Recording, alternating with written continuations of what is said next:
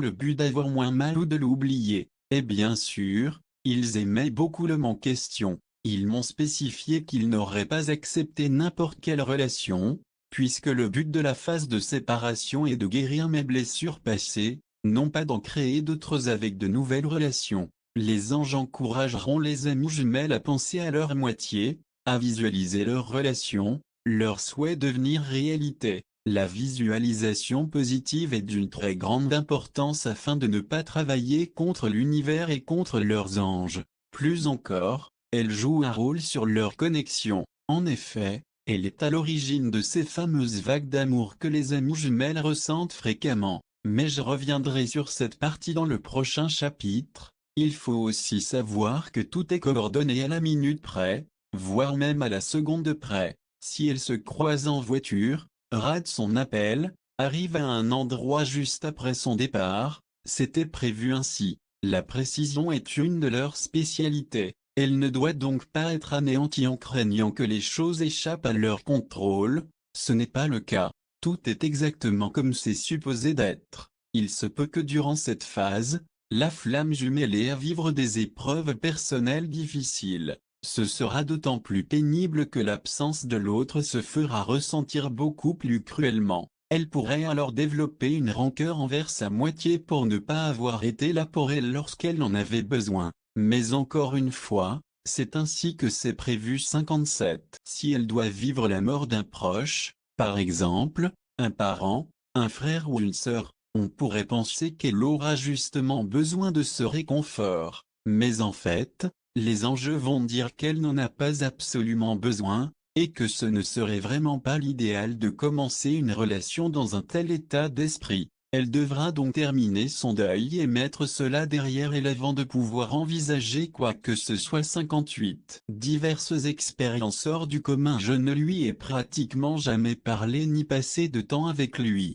Nous ne partageons aucun souvenir et pourtant nous en avons plusieurs. Il y a plus qui se transmet entre nous en un regard ou en un sourire que dans une année entière d'histoire avec n'importe qui d'autre. C'est ce que je me dis quand je pense à tout ça. Et c'est ce qui rend cette histoire si difficile à croire justement. Dans ce chapitre, je vous parlerai des diverses expériences que peuvent expérimenter les amis jumelles et que j'ai moi-même vécues. Il y en a sûrement plusieurs autres, mais je ne m'en tiendrai qu'à ce que je connais personnellement et c'est pourquoi ça ne se limite sans doute pas à cette liste. Malgré tout, ça résume très bien. Ça se produit au niveau du corps, des regards. La présence de l'un affecte l'autre physiquement. Elle sentira son regard sur elle, comme s'il la touchait. Elle apprendra à reconnaître son énergie. Son âme sortira de son corps pour venir chercher la sienne. Puis elle se rendra compte qu'elle aura un besoin grandissant de se retrouver dans l'énergie de son jumeau.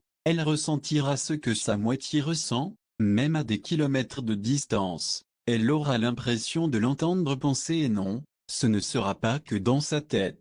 Et fait, elle doit même faire attention à ce qu'elle fait et dit dans ses rêves, ils ne sont pas toujours ce qu'il y a de plus normal. Leurs âmes se rejoindront et là je ne parle pas de sortir de son corps pour s'enlacer, je parle de se rejoindre chez elle, dans leur voiture, dans leur lit, à leur travail, occupée à autre chose. Elle ressentira soudainement une énergie réconfortante et agréable, somme toute discrète.